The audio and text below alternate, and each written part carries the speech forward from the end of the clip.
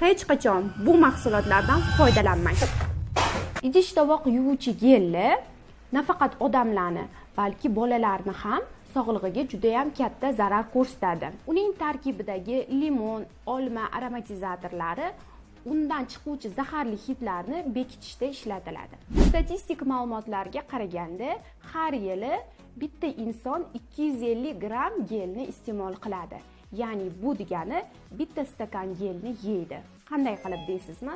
Masalan, idish tovoq yuvilgandan so'ng hech qachon 30 soniyagacha suv oqizilmaydi.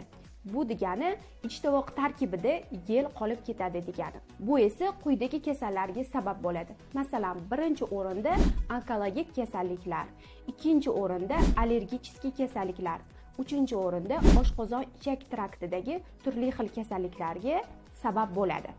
Xo'sh, buning o'rniga nima ishlatsa bo'ladi? Gelni o'rniga bizga bitta kirsovun va soda yetadi. Kirsovunni yaxshilab qirg'ichdan chiqarib, soda kukuni bilan aralashtirib, suv qo'yib tayinlanadi va har kuni idish tovoqlarga ishlatiladi. Bu mutlaqo bezarar hisoblanib, farzandingizni sog'lig'ini asrashda va o'zingizni sog'lig'ingizni asrashda yordam beradi.